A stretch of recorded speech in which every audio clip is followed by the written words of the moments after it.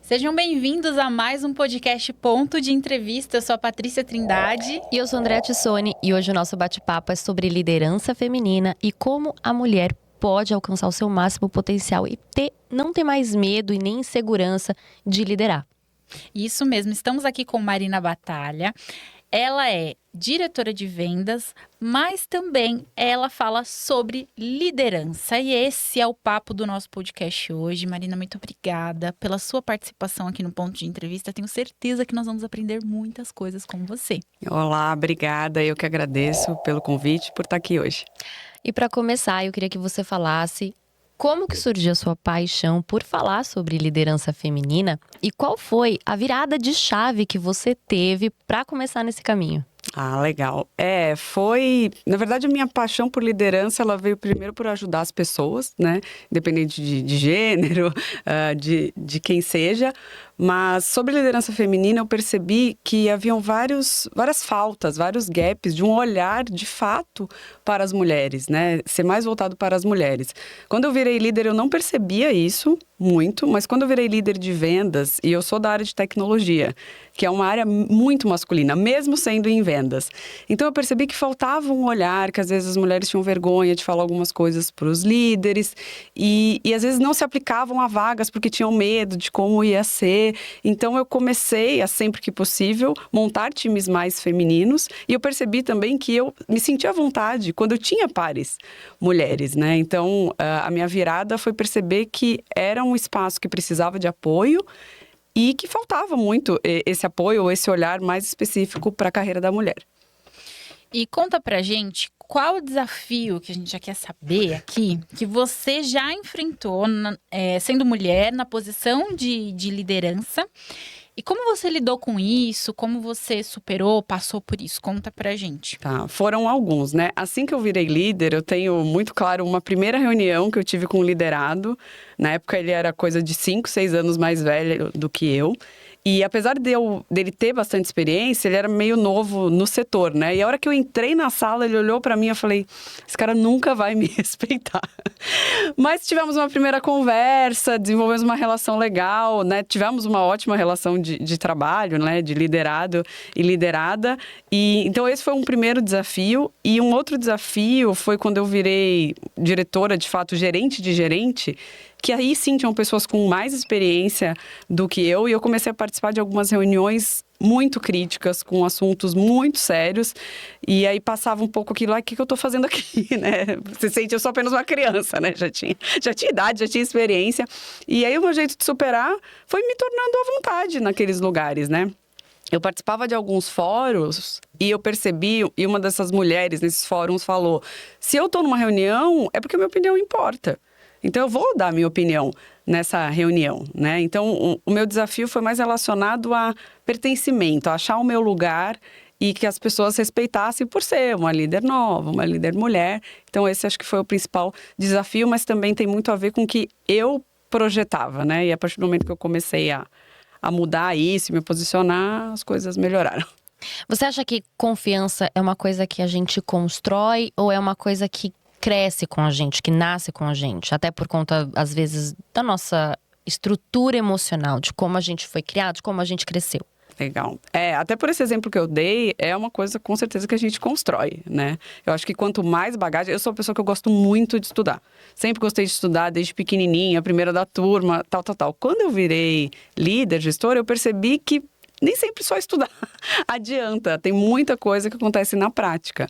Então, a minha confiança ela foi totalmente construída, né? A partir do momento que eu me expus aos desafios, me expus aos cargos, tive mudanças importantes de carreira, eu era super tímida, super na minha, mais quadradinha, e conforme eu fui criando confiança com experiência, aí sim eu vi que foi uma coisa que é possível de desenvolver, né? Então, às vezes brinca, eu não tenho jeito para vender, eu não tenho jeito para ser líder. Eu falo, gente, eu não acredito muito em dom, em jeito. Eu acho que você treinando, você consegue atingir aquilo que você quer. Então, para mim, definitivamente, confiança é construída. É que a gente vê muito assim, falo pelas mulheres até, porque foi uma coisa que você viu, essa carência.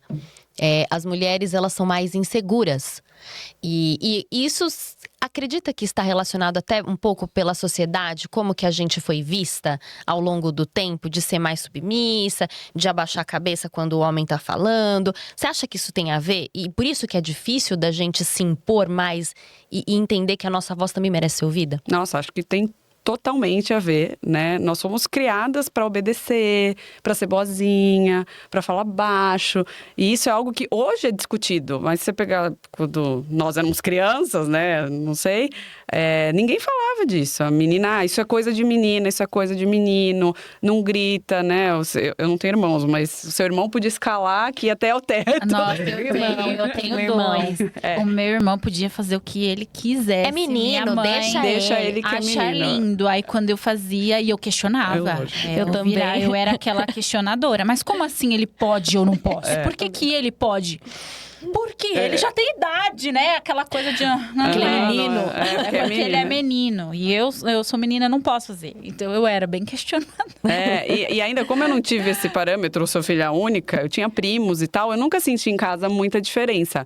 Mas eu senti na sociedade. E aí eu acho que as mulheres, a gente cresceu com isso na cabeça, né? Filmes, tudo. E quando chegou, né, na vida real, até mesmo na escola, faculdade, mercado de trabalho, você fala, o que eu posso, o que eu não posso fazer? Né? Então, o que é conveniente, o que não é. E hoje a gente tá vendo que não pode, e ainda bem tem sido um assunto discutido, abordado, mas ainda assim acho que tem muito para evoluir. Estamos no caminho. E por que você acredita que tantas mulheres, eu diria que têm medo dos cargos de liderança? Eu ia incluir nessa pergunta o que você acha, se você acha que a gente realmente se sabota. Porque eu falo até por mim, né? Eu, às vezes, eu não me vejo num cargo de liderança porque eu falo, meu Deus, eu não vou ter o emocional sempre em dia para lidar com o caos do mundo corporativo, enfim. E às vezes eu lido com mais caos do que eu acho que a minha gerente muitas vezes lida.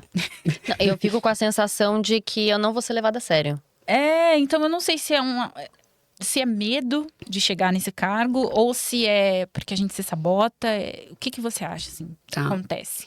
Eu acho que tem os dois lados. Tem a autossabotagem, né? Tem uma pesquisa, e eu já ouvi isso em algumas empresas, que às vezes uma vaga tem 5 pré-requisitos. O homem tem 2, ele vai lá e se aplica. A mulher, se ela não tiver 6 ou 7, além, ela não se aplica. Então eu acho que tem esse medo, tem a autossabotagem, e eu acho que tem um pouco, às vezes, de referência. Dependendo do mercado, e a maioria dos mercados, a liderança é muito masculina. Eu até vindo para cá, eu pesquisei para ver se aumentou. Mas no Brasil, são 32% só de líderes femininas, segundo uma pesquisa do LinkedIn. E em 2014 era 28%, então cresceu muito pouco. E aí você olha uma foto, teve até uma foto que viralizou, não vou expor, mas era um escritório de investimentos. Não eram só os líderes, eram todo o escritório, sei lá, coisa de 60, 50 pessoas. Tinha assim, 3 mulheres e acho que um negro. Então, quando você olha para aquela foto, você vai falar, não vou ali, né? Eu não pertenço ali. Então, eu acho que além da autossabotagem e do medo, eu acho que é muito mais você olhar para um lugar e falar, não tem uma gestora, não tem uma presidente, não tem uma VP, onde eu me encaixo, né? Para mim foi muito assim, né? Eu cresci olhando referências, né? Eu tive chefes, líderes mulher desde cedo na minha carreira, desde os 20 e poucos anos. Isso para mim fez muita, muita, muita diferença, porque eu olhava a pessoa e falava, pode ser eu. Espelho. Pode ser eu em algum momento. Eu acho que isso impacta mais até do que a autossabotagem ou o medo. Eu queria te perguntar uma coisa sobre a questão da mulher, né, no mercado de trabalho, principalmente em cargos de liderança, porque é uma coisa que eu já ouvi falar, e eu acredito que você também, sobre a gente precisar ficar mais masculina para enfrentar esse tipo de ambiente, como se fosse uma máscara, para você impor respeito. Você em algum momento precisou usar esse artifício? E até que ponto isso é real, acontece mesmo, se isso é bom, se é possível você ser feminina, você ser mulher, assumir um cargo de liderança e obter respeito dos homens, de todos, na verdade. Eu acho que é super possível. Eu já vi algumas líderes, sim, se masculinizarem, né?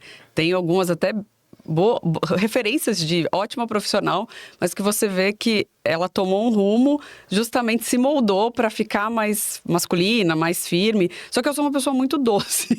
Nem se eu tentasse, eu não ia conseguir, né? Até engraçado você mencionar isso, que eu tinha um par numa outra empresa que eu adoro. E ele ficava, você é mãezona. Um dia eu cheguei para ele e falei, para de me chamar de mãezona.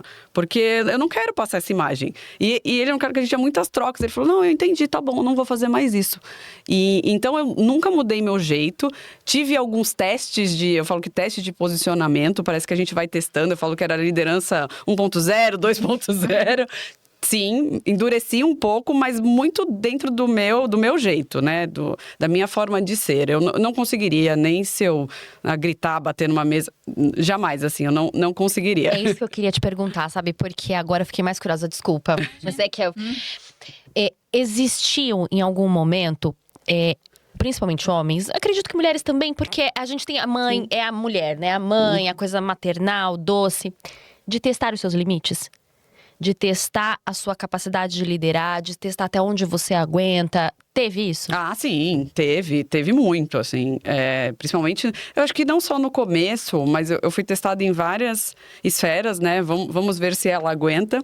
E quando eu virei diretora, de fato, gerente de gerente, tinha reuniões que eu saía e eu falava, eu não quero isso, não consigo, eu não aguento, né? Até que você mencionou, não tenho emocional para isso. E numa dessas ocasiões, eu fui tomar um café na época era uma par, depois ela virou minha chefe por anos, é uma super inspiração. E eu falei, eu não quero, eu vou desistir. Ela falou, não, você quis isso. Eu falei, não, mas eu não queria subir tão rápido. Ela... Mas, tipo, tá na chuva, é pra se molhar, né? Mas, ao mesmo tempo, eu acho que eu não sentia como ser testada do mal, assim. Eu sentia como um desafio, entendeu? Isso aqui vai ser bom pra você, você vai se provar. Então, eu nunca me senti acuada, coagida. Mas eu senti, sim, que você tem 3, 4 meses de liderança, você tem que mostrar a que veio. E eu acho que isso vale também para outras posições. E qual é a trava que você acha que mais impede as mulheres, né, de quererem crescer profissionalmente, enfim, de quererem atingir um outro patamar dentro da carreira? Eu acho que a gente falou um pouquinho da autossabotagem, né? O fato da gente sempre achar que tá faltando, que tá devendo em casa, tá devendo na carreira, nunca tá bom, a culpa anda com a mulher sempre, né? E eu acho que, às vezes, é isso. Não tem espaços para essa pessoa se desenvolver, né? Não tem, às vezes, isso é muito curioso. Eu até vim pensando nisso também. Às vezes, o gap ou, né, a falta que você aceita desenvolver num homem, a mesma mulher com a mesma falta... não aceita, seja por viés inconsciente de quem está recrutando, quem é o líder daquela posição. Isso acontece também com lideranças homem e mulher, independe, né? É um pouco desenho. Então, e eu acho que tem que querer muito, tem que saber o que você quer e também não pode ligar muito para a opinião dos outros, né? Lógico, você tem que atender seus requisitos, mas como você falou, vão te testar, é natural isso, né? Independente de seu líder ser homem ou mulher, ele vai te testar de alguma forma, então se joga, né? Tá com vontade, vai lá, faz e tenta alcançar, mas eu ainda vejo muito medo mesmo, uma autossabotagem de pessoas que são extremamente capazes. Nossa, eu já tive funcionárias excelentes, assim, que eu fiquei 2, 3 anos. E eu falava, nossa, mas por que ela não vai mais? Tem um pouquinho daquela síndrome de impostor? Não, total. A mulher tem muito síndrome de impostor, tem né? muito, né? Uma dessas, que é minha amiga até hoje, né? Ela tinha toda uma questão com o inglês e tal. Ela foi fazer um intercâmbio. Aí eu falei, ai, que bom. Ela, nossa, agora eu tô tranquila. Fiquei 1 mês estudando. Eu falei, não, que bom. Sério que você precisava? Que bom, mas saiba que você e essa eu vi crescer muito, né? Ficar excelente no que ela fazia. Então, acho que tem muito dessa síndrome e é papel do líder e da líder trabalhar essa síndrome e às vezes as pessoas não têm essa sensibilidade. Né? É porque também tem muito líder tóxico que te coloca pra baixo, né? Isso é um grande problema, que não sei se por insegurança, por medo da pessoa sobressair, te coloca pra baixo e sempre te coloca naquela posição pra que alimenta a sua síndrome de impostor. Sim, isso é terrível e infelizmente tem muito líder tóxico que quanto melhor ele ou ela melhor para ele e você é inferior. E eu acho que isso é péssimo, né? A minha primeira grande lição, antes, quando eu estava fazendo entrevista para liderança, um mentor meu da época falou: você aprende a ficar feliz com a felicidade dos outros. Com o aumento do seu time, comprou um apartamento, casou. Isso é muito real. Se você não tem esse sentimento, dificilmente você consegue desenvolver uma equipe. Eu ia te perguntar uma coisa que não tem muito, assim, não tá muito na nossa pauta. Mas eu fiquei querendo saber aí o que você acha disso, antes da gente entrar no tema mentoria. Tá. Eu tava vendo uma discussão esses dias no LinkedIn de uma moça que passou por uma etapa aí de contratação, enfim, tá fazendo entrevista e tudo mais. Em determinado momento, ela achou que ela ia ser eliminada só porque ela tem filho. E aí ela se espantou, né? E ela trouxe no relato do LinkedIn que ela se espantou quando falaram que ela tinha passado para a próxima etapa. E ela falou: mas vocês avaliaram direitinho o meu currículo, tudo que eu falei para vocês e tal, porque eu tenho 2 filhos pequenos. E a pessoa, a recrutadora, falou: não, a gente avaliou sim, você passou para a próxima etapa. E ela ficou assim, impactada. Como assim eu passei para a próxima etapa? Eu tenho 2 crianças.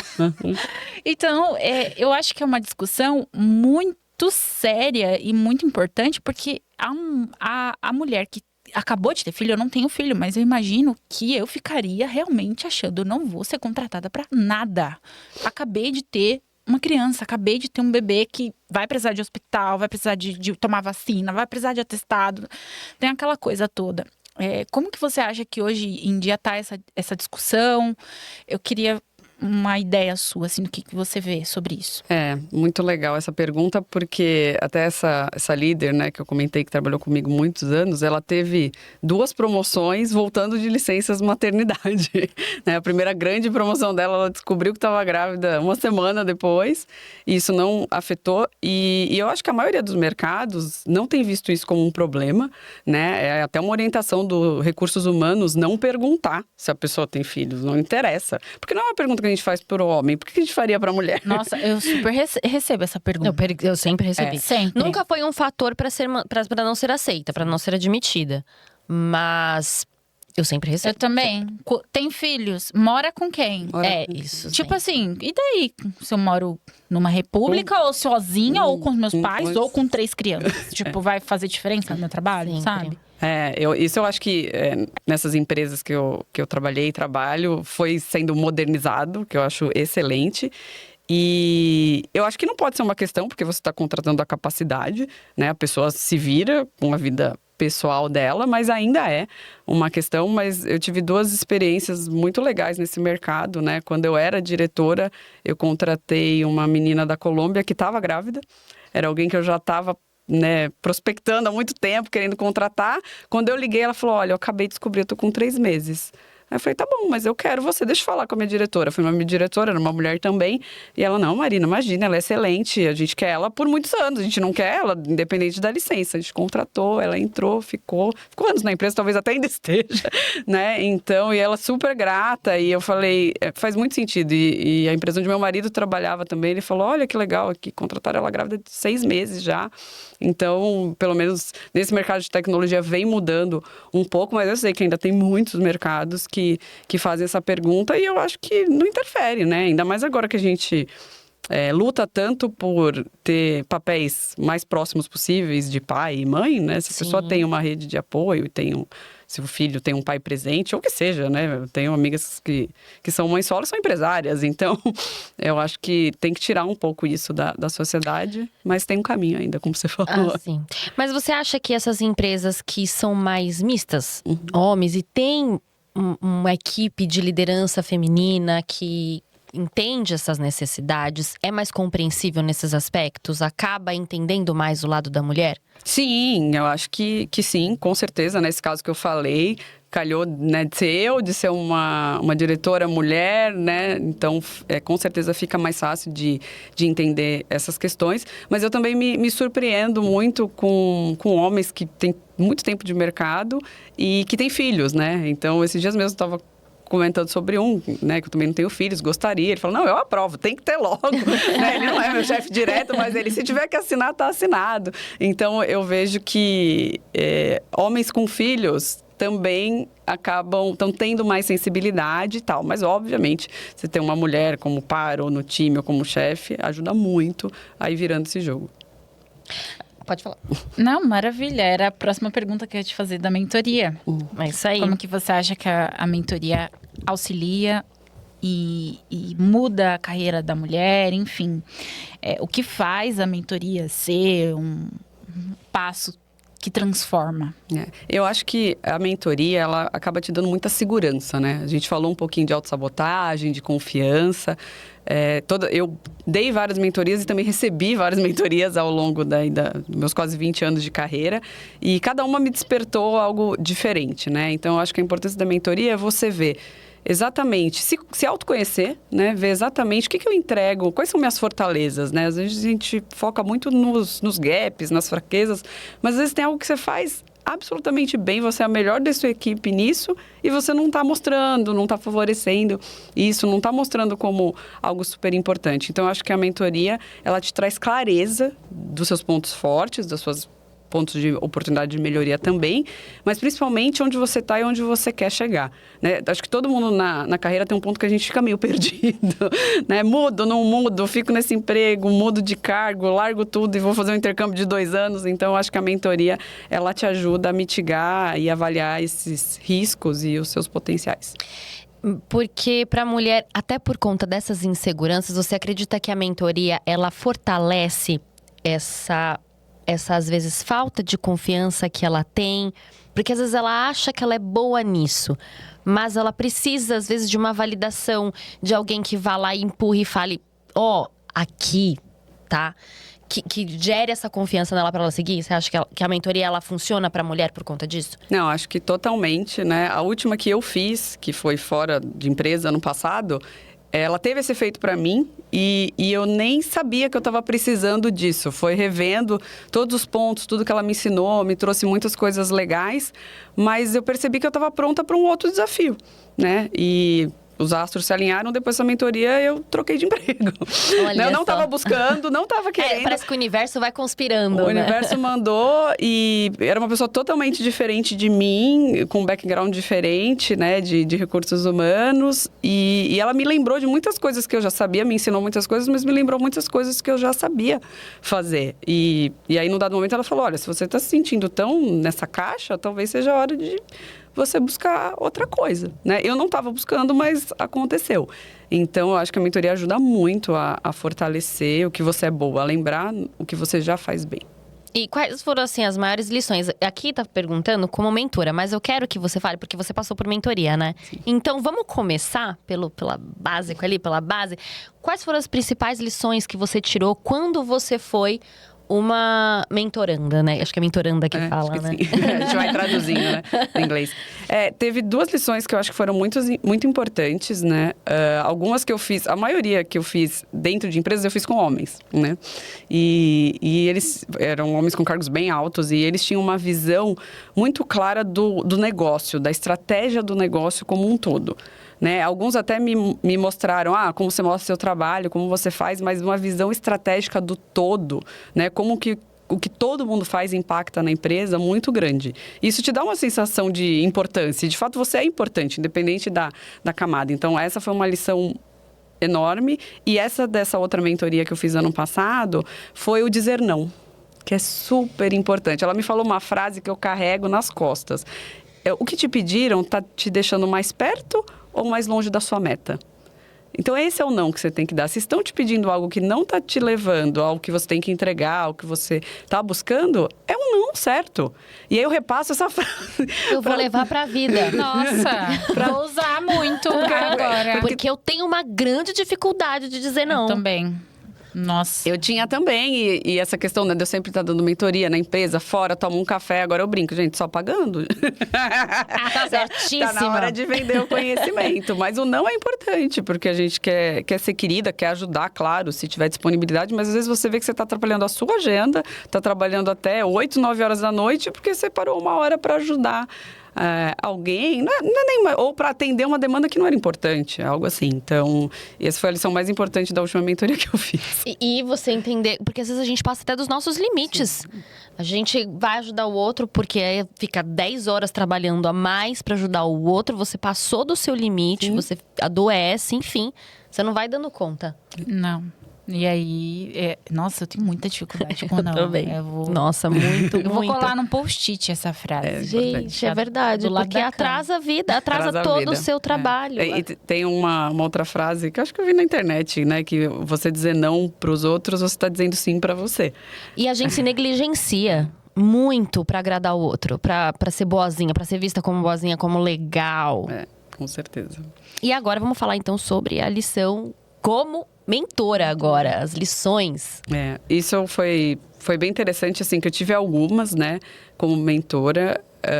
Eu acho que essa questão do ponto de partida e do ponto de chegada que as pessoas querem, e às vezes acontece uma miopia, né, de tanto das fortalezas quanto do que você precisa melhorar, né? Então, eu tive vários casos, mas eu lembro que uma delas, e eu falo, olha, eu não sei se eu sou boa, mas eu dou sorte, né? Muitas das minhas mentoradas viraram gestoras, né? Acho que umas 3, 4, assim, num espaço muito curto, ou viraram gestora quando começaram a mentoria, ou no final da mentoria, e eu lembro que uma delas falava, ai, mas isso não é justo, não sei o quê, é muito injusto, eu fico nervosa. Eu falei, então...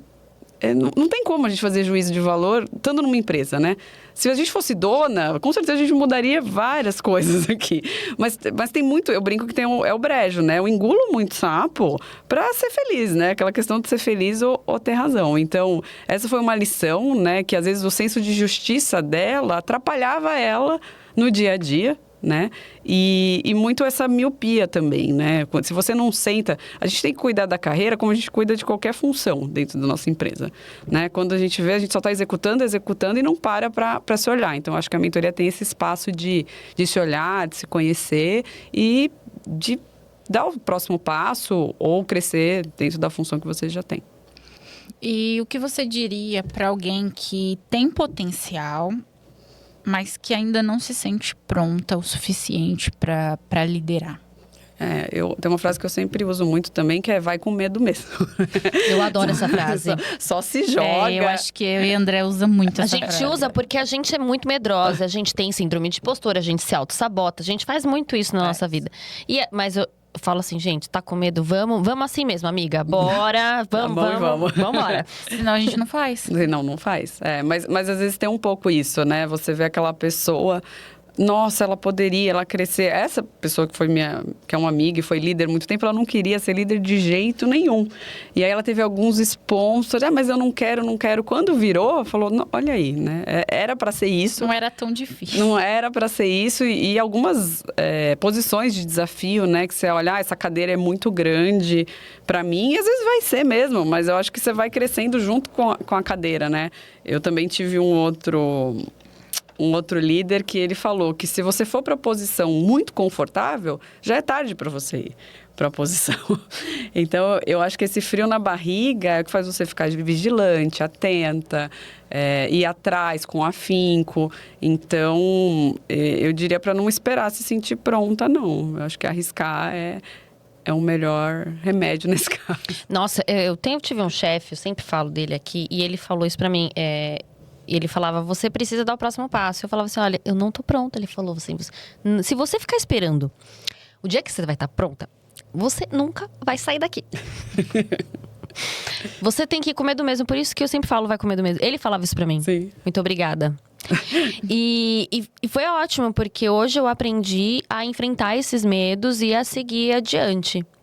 Mas eu vejo que as mulheres, elas têm um medo de pular, de se jogar. Não sei se é por medo de julgamento, do que a sociedade, do que a família vai pensar. Porque a gente tem carreira, mas a gente o sonho de toda mulher, hipoteticamente falando, é ser mãe, é casar. E os pais visualizam isso para as filhas.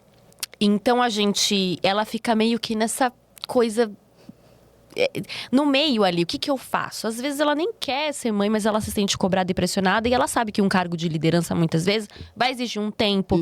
Então, como que uma pessoa que quer ser líder trabalha isso dentro de si, a mulher que tem que trabalhar isso dentro de si? É importante você saber o que você quer por você mesma, né? Em algum momento você vai ter que calar as vozes externas, desagradar. São muitas. Eu sempre fui muito pró-carreira, né? Até sonhava em casar, sou casada hoje, mas eu era muito, muito pró-carreira de uma coisa assim. Minha mãe ficava preocupada, eu sou de Santos, né? E aí, quando eu arrumei o meu primeiro emprego em São Paulo, eu não contei pra ela. Assim, eu passei, aí numa sexta eu falei, então, mãe, segunda-feira eu tô pegando, a gente chama de fretado aqui também, né? Fretado, e vou lá fazer meu estágio na Vila Mariana. Ela falou, o quê? Como assim? Só que eu falei, eu vou, mãe, uma baita oportunidade, era uma multinacional, foi onde eu comecei, eu falei, eu vou. Então, mas a minha família ela nunca pôs muita expectativa em cima de mim em relação a isso, né? Eu tive uma criação até bem moderna versus o que era nos anos 90. Mas eu acho que a dica que eu dou, né, para quem está nos ouvindo, é calar um pouco essas vozes e ir atrás do que você quer e bancar essas vozes, né? Hoje eu tenho várias amigas solteiras, separadas, tenho várias amigas que não querem ser mãe, casadas que não querem ser mãe. Então, isso acaba aterrissando que você olha, hoje eu convivo com que é o misto da sociedade, do jeito que ela é, né? Então, isso põe um pouco o pé no chão em cima dessas regras que criaram na nossa cabeça, sim, nos filmes e em todo lugar. Eu acho que a gente tem que silenciar um pouco isso e ir atrás do que, de fato, a gente quer e saber que dá para ter tudo, né? Eu sempre sonhei em casar, super fui focado na carreira e hoje sou casada, pretendo ter filhos e tal, mas isso nunca me brecou, né? E se algo atrapalhasse minha carreira, e eu tenho a sorte de ter um marido maravilhoso que torce por mim, bate palma, aplaude, mas se fosse alguém que não tivesse esse tipo de atitude, para mim não ia servir, né? Mas isso é legal de a gente falar, porque quando você tá num cargo de liderança, automaticamente a gente assume uma postura diferente. E a gente se posiciona de uma forma, é isso que eu quero, é isso que eu sou. E claro que você vai encontrar pessoas no seu caminho que vão ter que aceitar esse seu jeito. A gente acaba não mais aceitando se moldar muito pelos outros. Eu acho importante esse trabalho de trabalhar a liderança nas mulheres para elas aprenderem a se posicionar mais. Porque existe uma falta de posicionamento da mulher diante da sociedade. Acaba aceitando tudo, muito pouco às vezes da vida. Eu concordo. Eu acho que sim, o posicionamento é a chave. Eu mudei muito o meu posicionamento desde que eu comecei na carreira e por causa dos cargos. E você falou, quando você assume um cargo de gestão, você já está dizendo, olha, eu quero isso, eu sou capaz, eu vou fazer. Né? A gente falou, acho que uma de vocês falou de julgamento. Gente, julgamento a gente vai ter de qualquer jeito. A gente vai estar aqui, pôr nossa cara tapa, mandando vídeo. Ai, olha elas lá, sabem tudo. Maravilhosa. Olha que maravilhosa. Julgamento vai ter de qualquer jeito. Então, tem um influencer que eu sigo, que ela fala de marketing digital, alguém que eu gosto muito, e ela brinca, a gente não é a Beyoncé, ninguém liga. Então, assim, 2, 3 julgamentos, e isso também pensando em apresentação, né? Porque você cai numa área de tecnologia, você não acha que você vai ter que falar para 80 pessoas. E aí, quando eu vi, eu tava na frente de um palco com 80 pessoas. Eu falei, meu Deus, o que eu vou fazer? E isso até um mentor me ajudou. Ele falou, Marina, não se dá tanta importância. Você vai ter apresentações excelentes, você vai ter apresentações mais ou menos. Sabe quem vai lembrar? Ninguém. Só você que vai ficar ruminando aquilo. Eu vou ficar me culpando, né? Então, eu acho que julgamento vai vir de qualquer forma. Eu acho que a Cris Junqueira, que eu também gosto muito, né? Que é a sócia do Nubank, ela fala sempre, foca no seu. Foca no seu trabalho, foca no que você está fazendo, que uma hora as coisas vão dar certo. Certíssimo. E uma pergunta agora que eu acho que você já mencionou, você já pincelou um pouco sobre autenticidade, né? Você acha que dá para ser 100% você sendo líder? Ou você vai ter que moldar em algum momento um pouquinho do seu jeito? Eu acho que sim, você faz alguns ajustes, não muitos, porque se você não for autêntica, você não sustenta. Né? Você acaba vivendo um personagem. Né? Como eu falei, eu não consigo bater na mesa e brigar, nem nos dias mais nervosa. Mas eu acho que sim, você tem que moldar algumas atitudes, sim, porque né? Geralmente, se você não é a dona. Não, e até sendo a dona, né? Você quer desagradar todos os seus funcionários da sua empresa, você está num ambiente corporativo, num ambiente de empresa, que tem várias regras, mas eu acho que... Eu estava conversando isso até com uma pessoa que está buscando mudança de carreira, e aí ele, é um menino, nesse caso, ele falou, eu não sei vender meu trabalho, eu não sei falar as coisas que eu tô fazendo. Eu falei, cara, você vai achar, vou chamar ele de João, não é João? Você vai achar o jeito João de fazer isso, né? E eu acho que para líder também. Eu achei o jeito Marina de ser líder, testei várias abordagens, umas deram certo, outras não, algumas me arrependo, errei, pedi desculpa, mas você consegue ser muito autêntica, mas você tem que se moldar um pouco a questão do cargo, né? Mas eu acho que dá para ser mais autêntica possível ali, uns 95%. Não é muito, não. Acho que só 5% de molde, 95% de você, porque foi aquilo que você fez que te levou até ali, né? Agora, até porque eu acho que você precisa ter uma postura diferenciada dentro do ambiente corporativo, principalmente ambiente de liderança. Mas, voltando à questão da mulher, que eu fiquei agora voltando... A postura da mulher, ela precisa ser mais observada, mais cautelosa do que, por exemplo, a postura de um homem dentro do ambiente de liderança para que haja o respeito? Olha, eu não gostaria que fosse, mas eu acho que sim, né? Porque até desse exemplo que eu usei, de gritar e tal, se você vê um homem gritando numa reunião, ele é assim mesmo, ele é grosso, é o jeitinho dele. É o jeitinho dele. E a gente é histérica, né? Se sai gritando, é histérica. Não tem equilíbrio emocional para estar liderando. Não pode ser líder, tá de TP, aquelas coisas horrorosas que todo mundo escuta. Então, eu acho que sim, é importante observar, mas muito mais para se proteger, né? Eu não quero essa encheção de... ela é doida. Não quero se chamar, porque aí eles vão ver que é doida, de verdade. O seu lado doido, só observando o momento de agir. Então, eu acho que sim, tem que ter esse cuidado, justamente porque ainda tem muito viés, muito preconceito, mas eu acho que cada vez mais, a gente falou um pouquinho no começo de masculinizar, né? Eu acho que cada vez mais as mulheres estão extremamente femininas, trazendo o seu lado, né? Até o seu lado maternal para cuidar, né? E apoiar e ter empatia, mas tomando esses cuidados de... que vai ser mais julgada assim, isso não dá para fugir. E assim, desculpa. Eu fiquei... a liderança feminina, ela é diferente da liderança masculina? Tem um olhar diferente, um cuidado diferente, uma postura... A gente já falou de postura, mas ela é diferenciada? O que a gente pode falar sobre os aspectos positivos, inclusive, da liderança feminina? Sim, eu acho que totalmente, né? E é uma pena, algumas coisas que eu já escutei, né? E eu vivo testemunhando e falando sobre isso, que é mulheres falando, eu não gosto de trabalhar com mulher, porque a gente foi criada para competir. E é tão valioso, né? Olha só, eu tenho 20 anos de carreira e eu já tive, acho que 5 líderes mulheres. Que nesse mercado não tem tantas, né? A gente está ali dentro dos 30%, 20% de liderança. E cada uma me trouxe uma experiência diferente. E com certeza é um cuidado, é um olhar diferente. Não tem como, porque mulheres passam por processos e coisas parecidas, né? O dia que você estiver mais triste, você terminou com seu namorado, você vai chegar chorando pro seu chefe? Não tô falando que eu vou chegar chorando pra minha chefe, mas eu tive conversas super profundas. Falei, olha, essa semana eu não tô bem, tive um problema familiar. Ela falou, não, beleza, entendi. E até depois ela voltar pra mim, nossa, você se recuperou super rápido, que bom que você tá bem, né? Então, mesmo, a gente sabe que, enfim, as empresas querem lucro e você tem que entregar, não tem como, né? Você tá vendendo as suas horas, mas você vai ter um apoio extra, né? Você vai ter alguém pra segurar a sua mão. Às vezes até fala, putz, já passei por isso, super difícil. Às vezes você perdeu um bichinho de estimação. Eu lembro quando eu perdi a gatinha da minha mãe, morreu, eu fiquei arrasada. Aí eu cheguei lá no escritório, eu nem lembro se ela já era minha chefe, mas ela era minha par, e ela chegou, não, eu sei, nossa, quando a da minha mãe morreu, eu fiquei péssima. Vamos lá tomar um café. Então você toma esse café, desabafa, né? Você acaba criando laços ali, que às vezes, né, tem homens que são mais abertos, claro, eu fiz também grandes amigos na empresa e chefes também, mas às vezes você sente uma barreira, você não se sente tão à vontade. Então acho que esse olhar vale muito, e vale não só liderando mulheres, mas liderando homens também, né? Que às vezes você, né, poxa, né, você está com essa situação com a sua filha, você está com a sua situação em casa, né? Caramba, sinto muito. Então, às vezes, até os homens mesmo. Eu já é engraçado, de reunião assim, né, de feedback, mais de um homem sair chorando, que se sentia à vontade de abrir sentimentos, de falar. É porque é muito mais fácil o homem se abrir pra mulher do que pro homem. Exatamente. Então, Verdade. de sair chorando, de contar da carreira, da infância é difícil.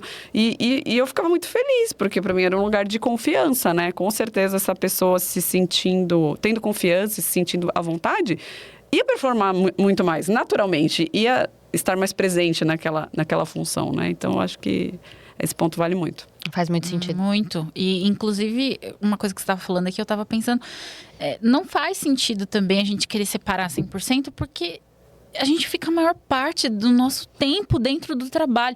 Aí quer que, sabe, a pessoa seja um robô e... Poxa, a gente tem problemas em casa. A gente tem, às vezes, perde um animal de estimação e vai ter que trabalhar no outro dia e entregar resultado, né? Às vezes, você perde um familiar, uma coisa muito mais séria. Sim.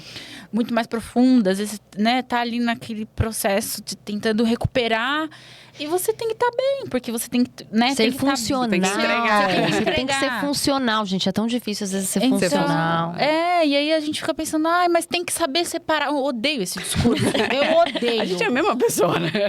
A gente tem que saber separar. Não tem que saber tem que separar, saber. porque eu passo 8 horas com vocês. Eu passo mais tempo eu falo pro pessoal do meu time, eu passo mais tempo com vocês do que com a minha família, Sim. com a minha mãe, com Sim. meu pai, que eu amo de paixão, e às vezes a gente se estressa. Imagina com vocês. Vocês eu quero, às vezes, esganar. Porque eu passo muito tempo com vocês. Então, eu acho que falta um pouco dessa noção de que, já somos pessoas e temos vários problemas, né? E é engraçado você ter falado da questão de se abrir e tal. Porque, assim, quando eu tinha chefes homens, às vezes tava com a cólica daquele jeito. E, assim, não adianta você falar para um homem, desculpa, gente, mas não adianta você falar assim, nossa, eu estou morrendo de cólica. Cara, vai falar, nossa, que pena, toma um Buscopan. E volta pra sua mesa. E volta Eu ganhava entrega. chocolate na mesa do meu amigo.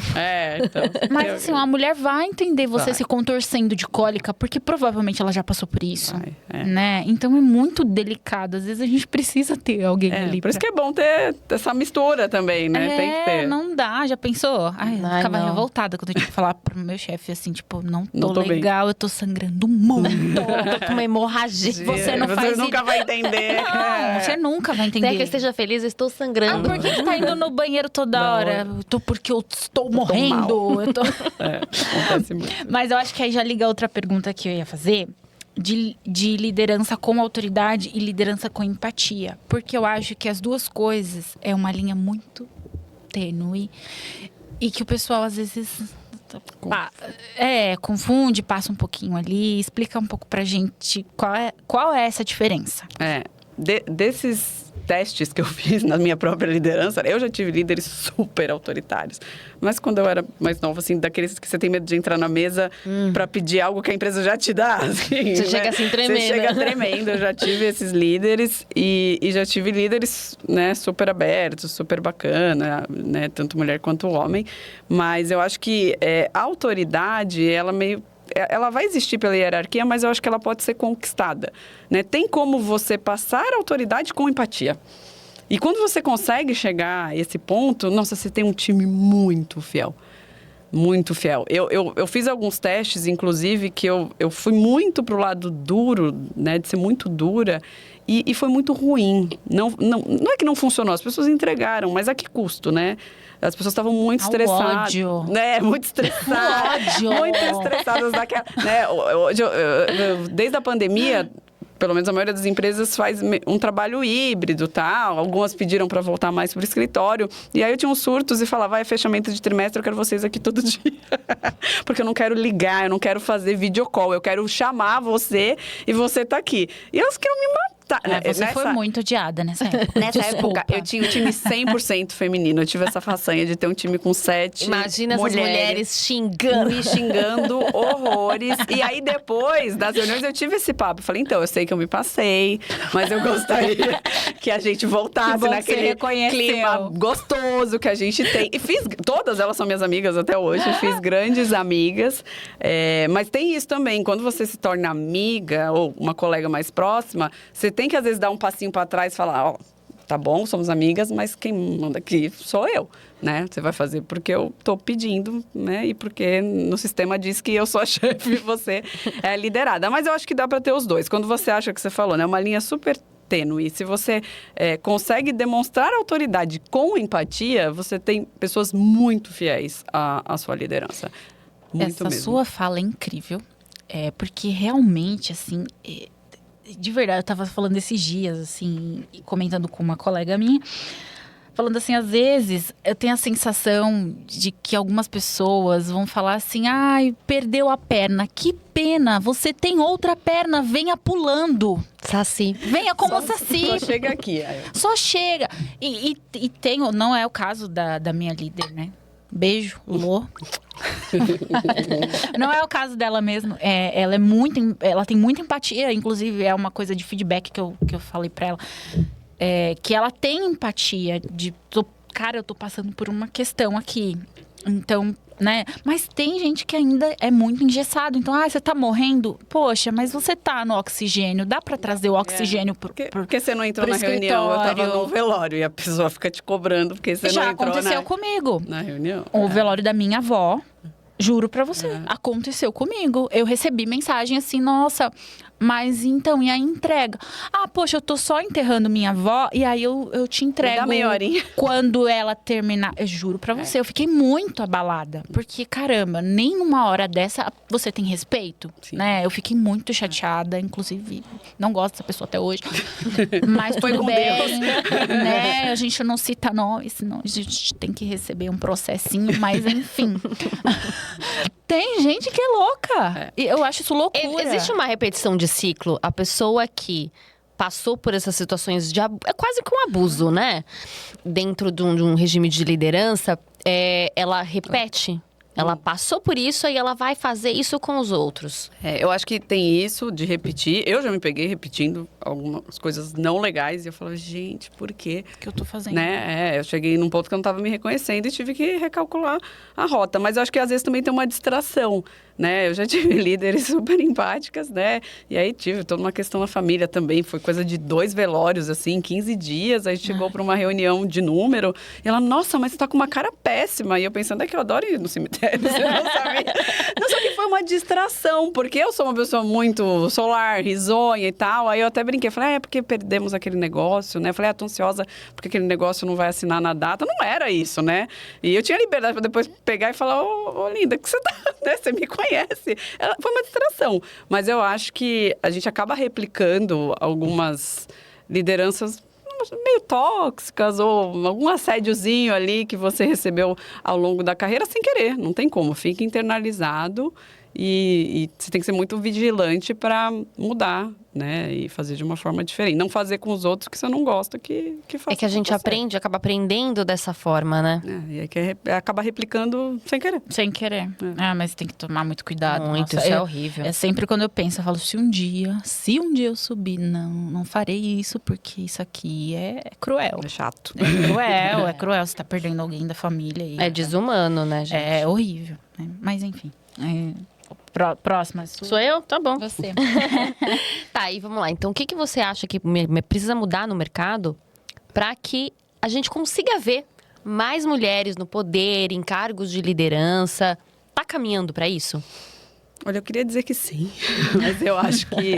Eu tava conversando com uma colega que também é gestora, um tempinho atrás, uns 2 anos atrás, 3 anos atrás, assim, a gente teve um tipo de carreira parecida, né?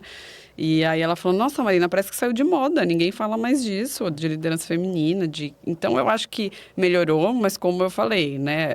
Se a gente pensar em 10 anos, a gente evoluiu coisa de 5, 6%, né? Então, eu acho que o que falta para evoluir, além da consciência das empresas, é algo que é responsabilidade de todos, né? Não é responsabilidade do recursos humanos, do dono da empresa, do presidente, é todo mundo ter esse olhar. Eu tenho um time igualitário, eu olho para o lado, eu tenho pares de outras diversidades também, de outras minorias, né? Para não ser aquela foto que eu falei da assessoria de investimentos, né? Então, eu acho que é função de todos e o que precisa é as empresas terem esse olhar e dar as oportunidades para as mulheres crescerem, né? Isso é uma preocupação fidedigna da empresa, né? Eu tenho uma amiga que ela é sócia de uma empresa que só trabalha com treinamentos de diversidade.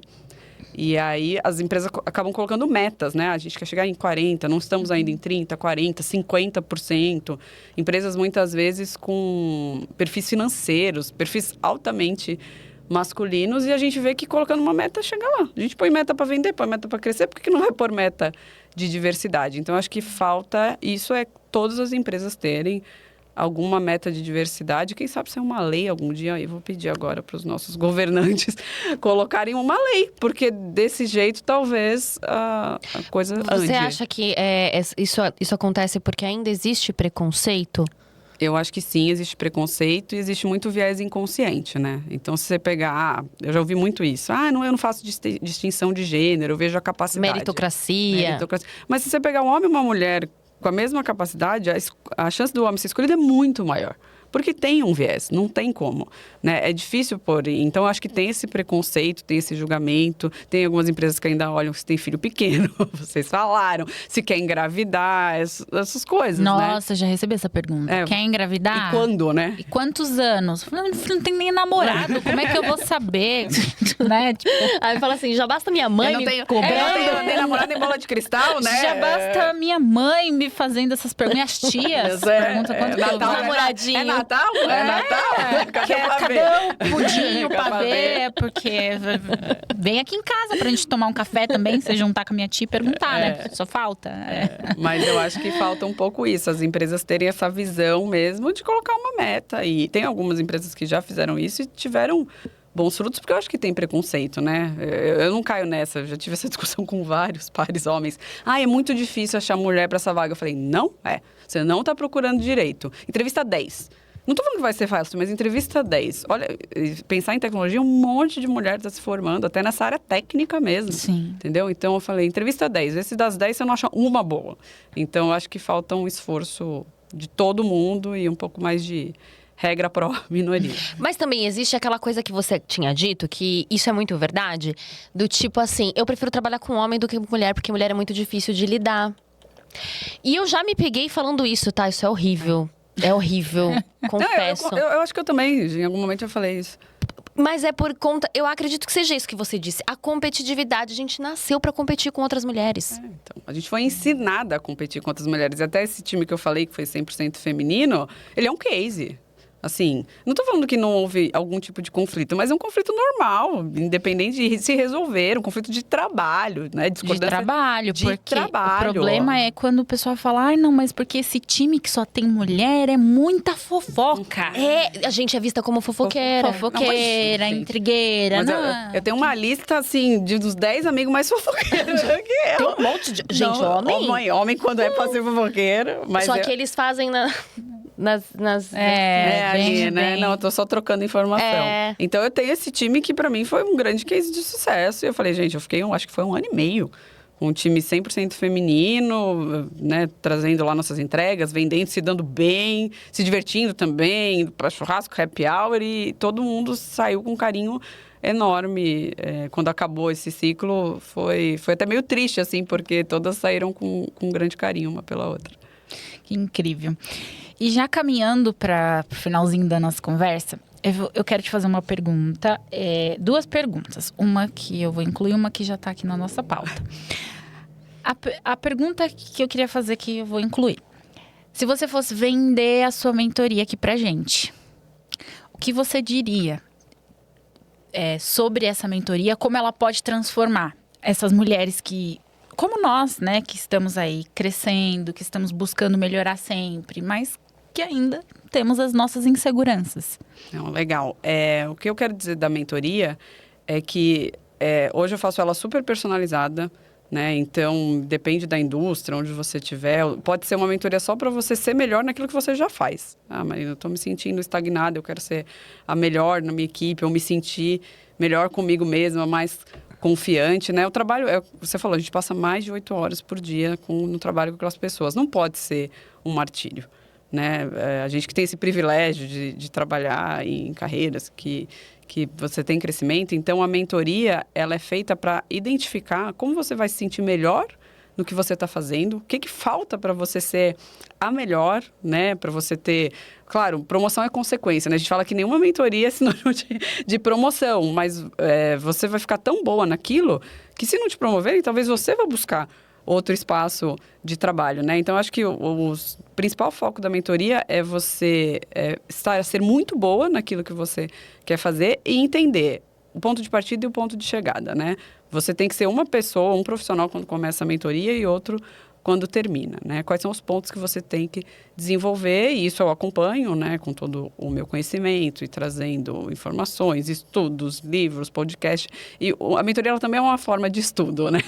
Não tem como, a gente tem que se munir de coisas diferentes, de provocações para chegar num outro ponto. Então, acho que, como as que eu já fiz e já promovi, sem dúvida é transformador para a carreira. E se você pudesse dar um único conselho para uma mulher que está começando agora, qual seria? Eu acho que é não desistir.